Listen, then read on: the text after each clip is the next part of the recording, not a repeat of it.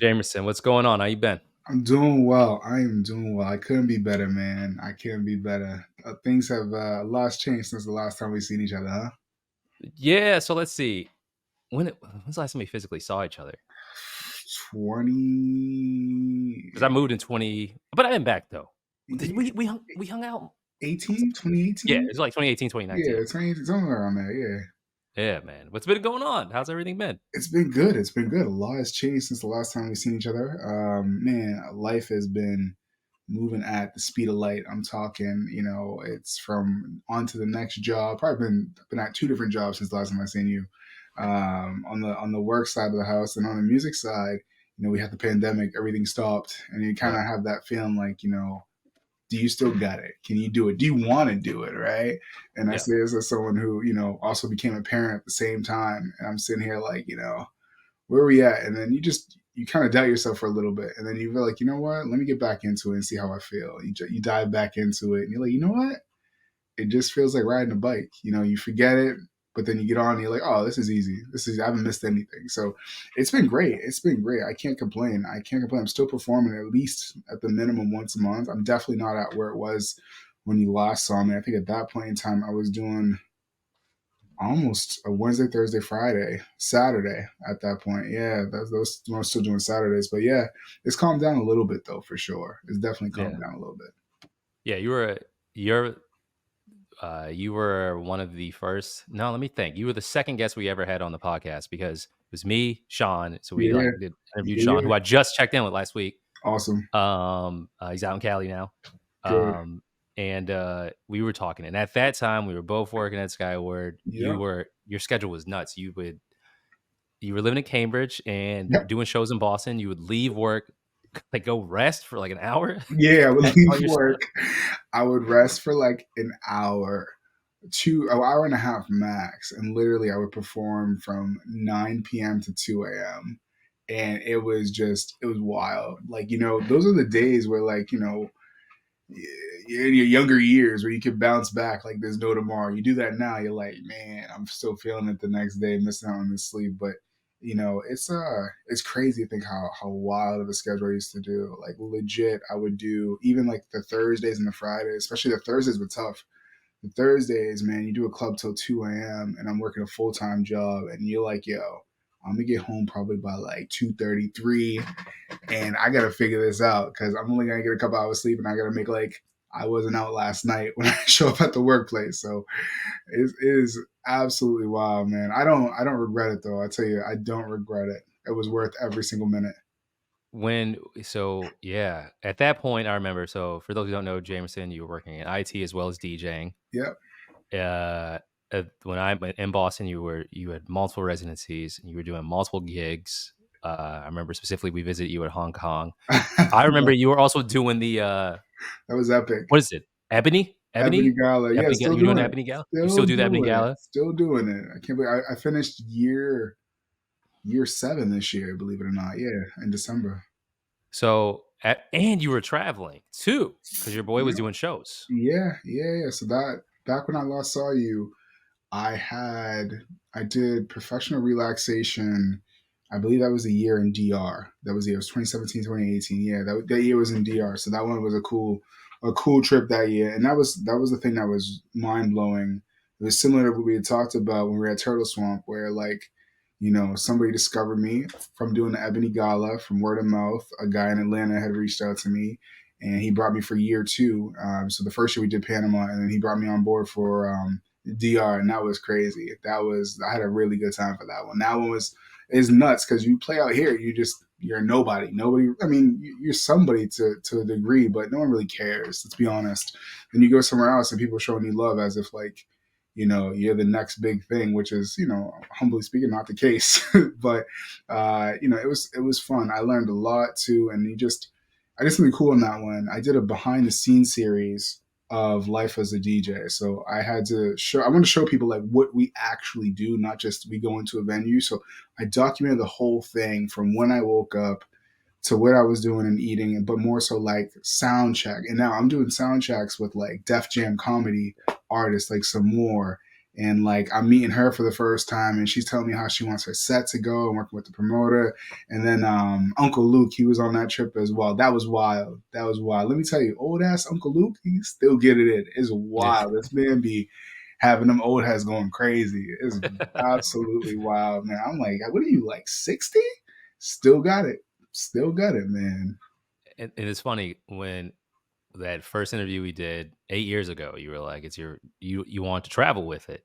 Yeah. And you immediately traveled with it. Like, right? You were like, I Yeah. want to travel and DJ. And Yeah. then you were out of the country like Yeah. months after that. It's crazy, man. It absolutely So is. so COVID hits. What was it like when COVID hit? Were you kind of relieved a little bit or It was a weird feeling because you kind of felt like something you loved was snatched away from you. And you never really had a definitive reason why. It wasn't like people were falling from the sky. I mean, unfortunately, some people did pass away, of course, and rest in peace to all those who lost somebody. But it wasn't. It came out as if like you were gonna get near someone, you were gonna drop. And then we saw the time go by, and we saw, all right, this isn't so bad. But what had happened is it shut down business for everybody. So you saw your mom right? and pops go down, and then nightlife was just non-existent. And then finally we got an opportunity to start performing again, and that's when you had the whole "We Outside" movement, right? And for me, I stayed low key for a little bit. I just want to see how everything played out, and I'm checking with all my other buddies who were DJing at the time, saying like, "Yo, what's the scene like? What's the scene like?" And everyone's like, "It's really slow. Nobody's really dancing. Everyone's just kind of there. It's not like what it was before." And some people, even till today, argue that it's still not exactly like what it was before. Like the attendance in places is still packed, depending on like the specialty nights. But Yeah. those regular kind of residencies, they're depending upon the venue, your location, they're not what it was before. One thing I think has changed though is especially the city of Boston, they started embracing the urban scene more. Cause like back in the day, you couldn't go anywhere with casual clothing. You know what I'm saying? You No. had to have the button up, the hard bottoms. Now Yeah. that's a thing. Like you can just be yourself finally. And I feel like it took this city way too long to go down that direction. But that's one thing I do like coming back into the scene. And it was tough, man. It was tough. Like you kind of dealt yourself a little bit. Like, you do your IG lives and all that good stuff. And that went well. But like, all right, this is cool, but can you do it in front of a live crowd? Right? Do you still have what it takes? And then, you mix your first song and you're like, oh man, this is a piece of cake. You get your first event and you're back in it. Yeah. Did any of the places you used to work at close? Um, some just changed. They were either rebranded. I remember I left my residency right before the pandemic, so I had did a 9 year run at Hong Kong, which I love just for the simple fact that it was an urban night that wasn't a club. And I felt like the city needed that. And what you see now in the city is basically all that. There's like, Oh, Museum of Science, Museum of Fine Arts, or MFA, you have ICA, you have, Big Night Live and, House of Blues, all that good stuff. And I feel like back then we didn't get to see it on that capacity. Like you had, no. some DJs that were doing it once in a blue, but now that's what people were really saving up to go out to, is like those specialty nights, the R&B nights, the reggae nights, and all that. So, it's changed. It's definitely changed a lot. But for me, I think I fell off the residency game. I just kind of was at a point where after I left Hong Kong in 2019, I remember I moved. Right, pandemic hit 7 weeks after I moved out of Cambridge, and I was like, you know what? I'm gonna chill low key for a little bit, do the dad thing, do the dog dad thing, and then I felt like, okay, everyone's good here at home. Let me go back out and do what I love, and it's worth it, man. You gotta love something that relieves you of your stress. You can't like put it at the wayside and be like, oh, I'm never doing this again. No way, man. It's like, what's that? What's that? It's like they keep calling me. You know what I'm saying? Yeah. Yeah. There's something about it that drives you to it.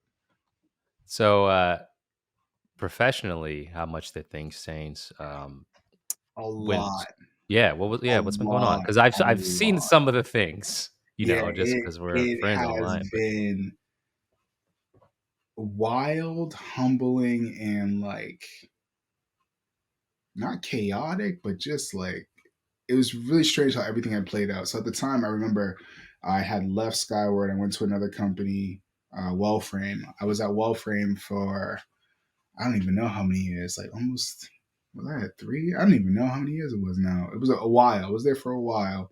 And I remember that company ended up during the pandemic getting acquired.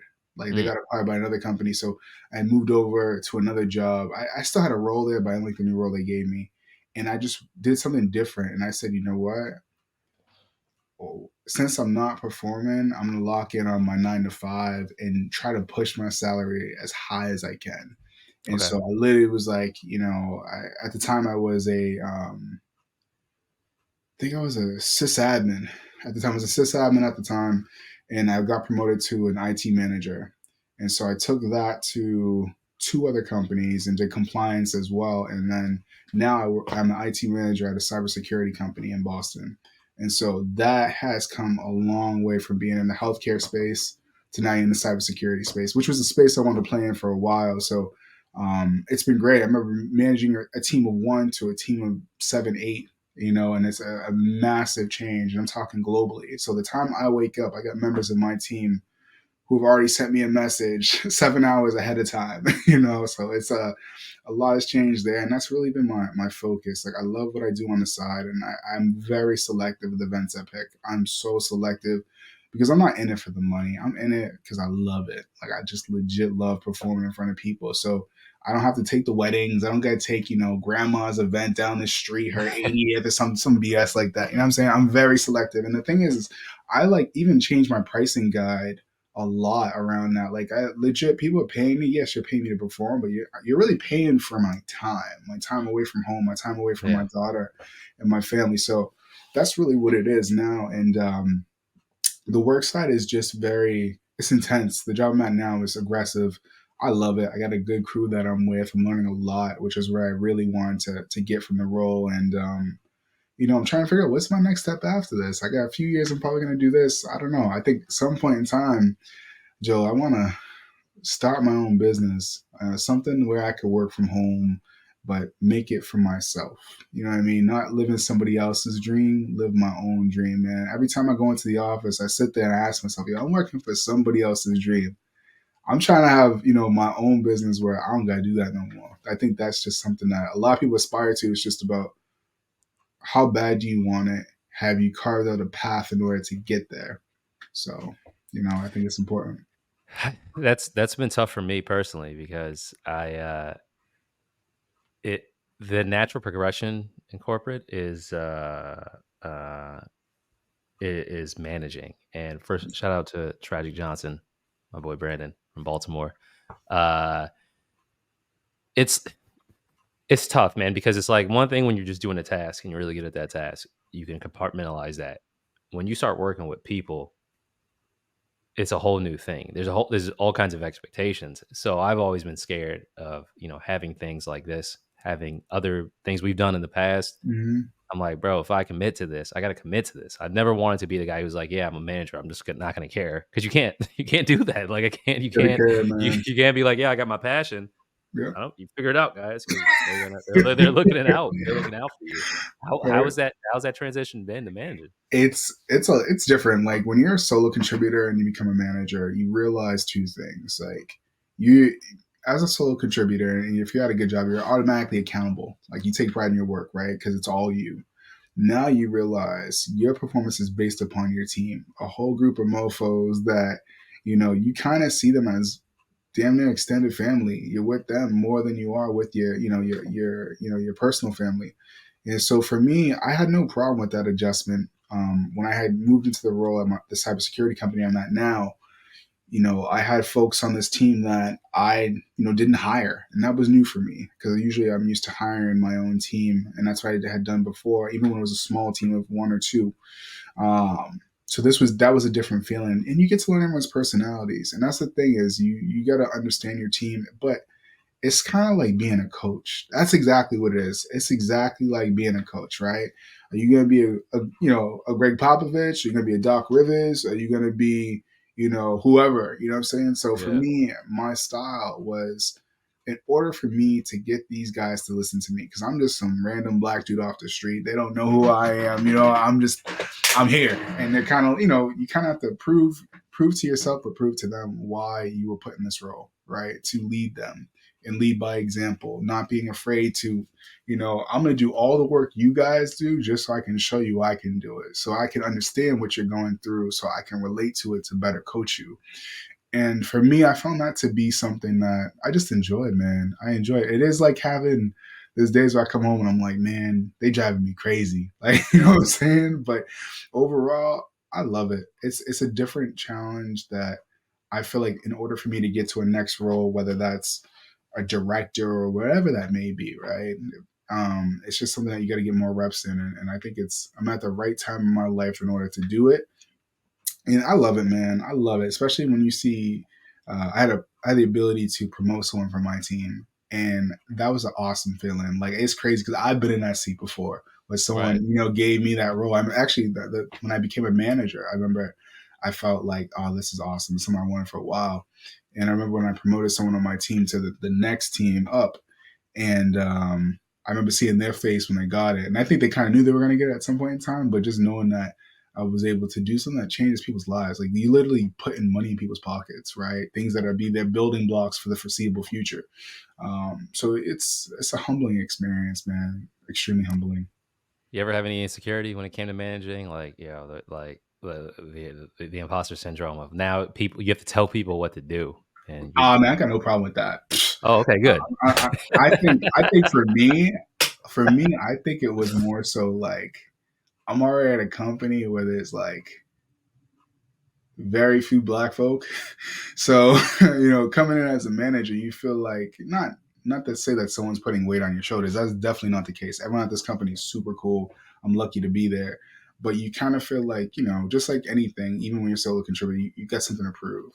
And Hmm. especially as a manager of a team, in the tech space, right? At a cybersecurity company in downtown Boston, you feel like, I got to show something to these guys to show them why I'm here. They just didn't pick me because I'm, some random guy out the door. And I felt like that was big for me. And at first, when I first got there, you question yourself like, man, I did this at the former company when it was a smaller team, but can I do it at a global team that's much bigger in size, over God knows how many different time zones, right? So my team spans from here in, Boston all the way to Romania, Israel, London. Like it's definitely it's a lot, man. But yeah, it's you get over that hurdle and you're like, oh, I can do this, and then it's just rinse and repeat, rinse and repeat. And shout out to my manager. My manager's been awesome.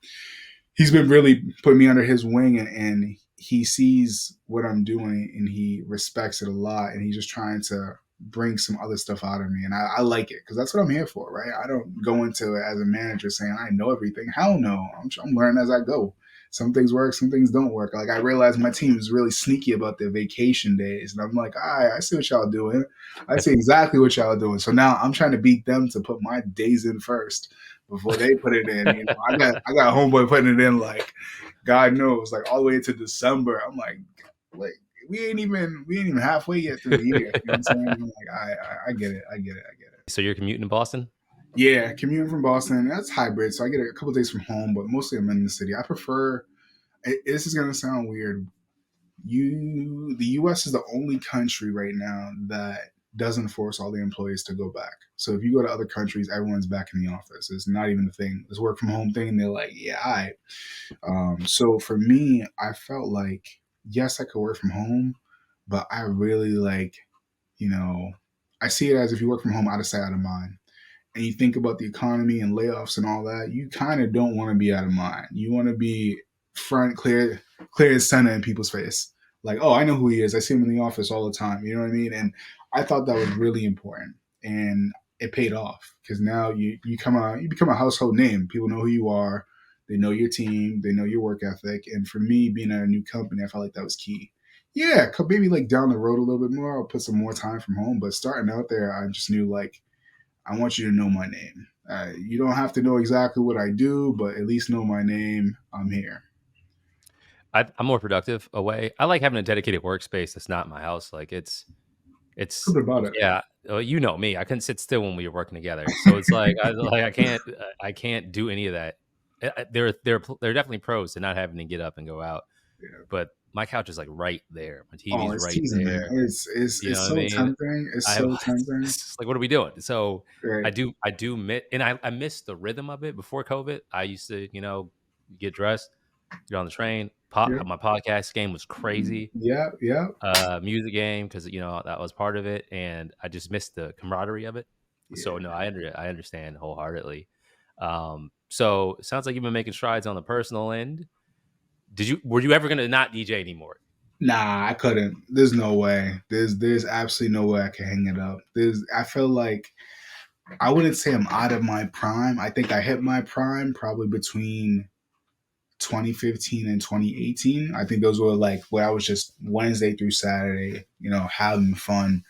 Now it's being more selective, and I feel like I enjoy it more. You know why I say that, Joel? It's because I'm selective about the events. I really curate some really creative sets into Mm, this now because I feel like, oh, this is exactly what I want to do. Like, oh, we're doing a reggae night? Oh, for real? That's what we're doing? Like, that's my foundation. And so I can really you know, do it instead of being like weddings where, yeah, they pay well, but man, my old ass ain't trying to be in a 3-piece suit doing somebody's reception and ceremony, 2 setups. Nah, I'm good, man. I'm good. You can give that to them young dudes. They can make the money off of that. I got a 9 to 5 for that part. Give me something where I can have a little more expression. Give me some R&B. Give me whatever it is. So I've been tapping into that a lot, tapping into genres that I don't often play. In front of other people, I kind of at a point now where I'm like, I want you to see my other side. I want to show you what I can do when I did a set in London, and see how it resonates with people here in the United States. I just feel like you got nothing to hide. You're too old to hide stuff, so you just kind of lay it all out. If you like it, you like it. If you don't like it, it's okay. I understand. you ever thought about putting your own events on? Yes, I still do. I still do. I didn't do it to the capacity which I did in college. I was doing it all the time in college. I did a little bit out of college. And, that's the part about having a residency.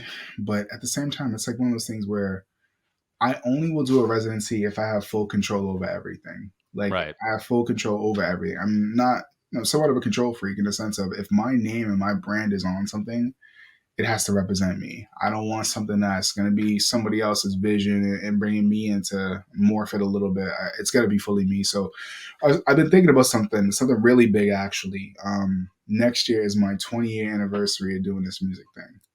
And I want to throw something crazy, Joel. I don't know what it's going to be. I got some ideas. I already got some people and artists that I want to put on the bill. Um, I might even do the whole event free, like pure Okay. chaos, free, open bar. Bring people in their 30s, make them feel like they're in their 20s again. You know what I mean? The bounce I back like ain't the it. same the next day, but just giving something that is different. And that's the thing too. You realize is that the older you get, your network of people are growing. A lot of your friends have families, they have kids. You know what I'm saying? So for them to step outside, you got to really make it worth their while. You know what I'm Yeah, saying? absolutely. There's someone we interviewed, Shepsworth Bentley from the Baltimore area, had some of the most creative ideas for events. And for example, one that I love that I gotta get to is called Coffee Club Social, where the I remember one spin on it is he would have people meet up prior to work, so they would go to a coffee shop and literally just kind of get up for the workspace. But Yeah. now it's like after work hours. Sometimes it's cocktails, sometimes it's not. No alcohol at all, just coffee. People chilling, Yeah. having a good time, and I like it. He had one where the service industry would party together and then complain about work, doing stand up and stuff like that. So Yeah. I think it's perfect for a DJ because yeah. The big thing is no matter what event I come up with or anyone else comes up with, you're gonna need music or something of some sort. So you always gotta have a DJ. Yeah. Being a DJ is great because you're like, well, the music's covered. Yeah. Now I can kind of just what do I want people to do when they come into this space? And that's where you can get really creative and Yeah. Yeah. decorate it, man. You can have like Yeah. a chill room, yeah, you could do whatever you want technically and be like, all right, I'll just spin for a little bit, or just have someone else spin for a little bit. Um, and to your point, I think that's what people want. Yeah. We've done a lot of going out dancing and going out just getting drunk, which is great. People love bars, people love clubs. Right. Right. People Right. also like seeing something they've never seen before and just like That's what they kicking it. want. That's Yeah, what they want now, and that's why you see a lot of R&B events more than you ever had. There used to be a few back in the day, right? They weren't on the cadence in which we see them now. Like you can see multiple under different brands, different promoters, different DJs, and I think people are now more open and not afraid to express themselves. Like there's a whole world outside of like hip hop and dancehall, right? There's a whole world of stuff, and you're starting to see people really start to embrace other genres, mixing things up, and really have some fun. Like you get to see like Jersey music kind of really hit the Northeast again, where it kind of faded for a little bit. You're seeing a lot of that, and just the way hip hop is flowing is different than what it was before, and you can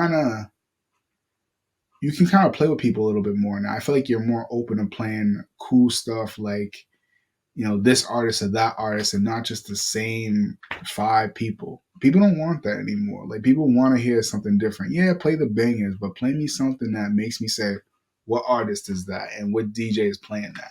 That's what it's all about. You know what I mean? And that's what I look forward to of when I'm doing my sets now. I'm looking at it like, what can I do that's creative in my sets? Whether, I think of something on the fly or something I do when I'm practicing them in the studio, and I'm just like, okay, let me try this at an event. And sometimes it works, sometimes it doesn't. But when it works, you're like, where can I go with this? Where can I go with this to make it more fun? So, it's a good time. I love it. I love it. I probably won't give up at it. But yeah, you got a good point with the whole thing, the creativity. You got to have the creativity these days, and find a reason to get people out of the house. It's going to be interesting to see how things, um, where things go Yeah, in terms of venues, because there's all this negative talk about uh, trends, people drinking less, yeah, AI, music, yeah. stuff like that.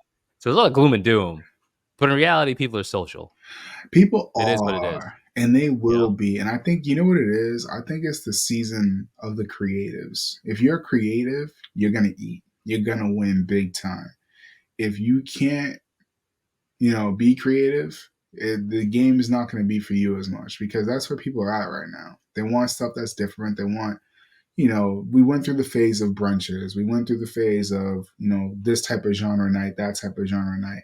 It's like, what else can you do to make it fun? Like, where can you go with this? Can you do like neo soul painting? Like, you gotta figure out a niche or a different way of thinking to make it fun for people. And that's why, like, if you are on and you look at YouTube, you see people that have all these subscribers.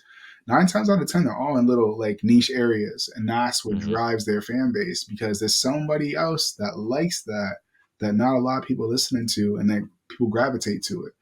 And that's all you need. You just got to give people a taste of something, and they might not even like it. You just give them a taste and see if they bite. And if they bite and they hook, you're good. You did your job, but you just got to figure out a way to get them to that point. Yeah. So you're gonna do something crazy for the 20 year. Yeah. Professionally,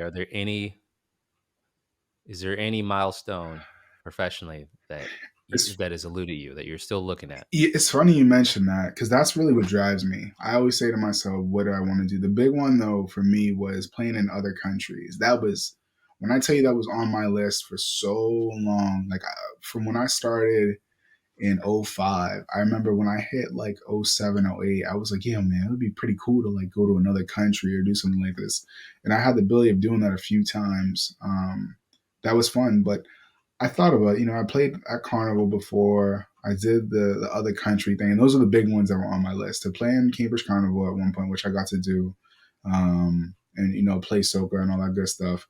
And then go to these other countries and play music. That was great. I always ask, like, what's next? What's next? What's next? And it's tough. I haven't really figured out what's next. I've been thinking about the 20th party, but I haven't really figured out, like, what's the next big thing? Like, what do I really want to do? What I haven't done yet, right? And you kind of look at Hmm. venues. That used to be my thing, was what venue have I not got into? Or what promoter have I not worked with? And I'm at a point where I don't even need promoters no more, man. I'm like, I'll figure it out without a promoter. Um, I don't know. I think it's still up in the air. Yeah, this is good. I like that. It could hit you out of nowhere one day, and then Yeah, that'll be it. that's all it takes. Oh, well, we gotta keep us posted on the 20 year. Yeah. That could be a thing, man. It's gonna be epic. It's gonna be. I've already been brainstorming the ideas for that. It's really about what venue is gonna allow me to get away with all this shit. Like that's really what I'm at. That's exactly where I'm at. Is what venue am I cool with the owner and like the event staff that can really let me do some wild shit. Like it's gonna be one of those events where you're like, how did he pull that off? That's the goal. That is the goal for that event, is for someone to say, how did he pull that off? So I don't know, Joe. You might be seeing like strippers come down from the top rope. I don't know Hey, what's gonna be. Yeah, I'm still working on it, but it's gonna be something for everybody. And it's gonna be, an expression of me. So if you know my personality, it all makes sense. well, that's what's up, man. Jamerson, this has been good. This has been a good little refresher, man. Yeah, anytime, anytime. And Yeah. once again, thank you so much for having me. I always appreciate it, man. I love the brand. You already know. I remember the foundation of when you first got this lifted off the ground. I was like, this is awesome. This is Yeah, man. It was awesome. just like you, man. Once COVID hit, it was like, what's gonna happen? What's Yeah. happening? And just kept pushing. So we got some stuff cooking ourselves in Baltimore, but we figuring out what to do in Boston because there's gonna be another. Just want to do more showcases in general. Yeah. Um, yeah. So nah, man, Moonlighter OG, man. It's good to see you, man. Good to hear you doing well. We'll check in again regardless. We're gonna keep Same to doing you. this. Same to you. How can people support? Where can people find you if they want to reach Yeah, out? so all social media, you can find me at DJNEXUS44, DJ Nexus 44. And that's really it. Website, what is it? DJNexusOnline.com. And I'm everywhere. Under that tag, you will find me on every single thing. So stay tuned. There's more to come. There actually are some, I'll give one teaser. There is a mixtape or two that are about to come out. One is going to be really nice. I think some folks who need some kind of chill, focus at work music, they're gonna love one of them that I'm about to drop. So still trying to feed the fan base, but it's been a while since I released the mixtape. But I got two coming out. Cool. All right, man. We'll keep us posted. We'll be there. We waiting for that 20 year. And for those listening, we thank you. Thank you for tuning in again with the Moonlighters Club. We'll be back very soon. Tomorrow, actually. But even after that, we'll be very back soon with more interviews and more Moonlighters. Jamerson, thank you, man. Sky's the limit, man. Thank you so much for having me. I appreciate it. Be easy. All right, brother.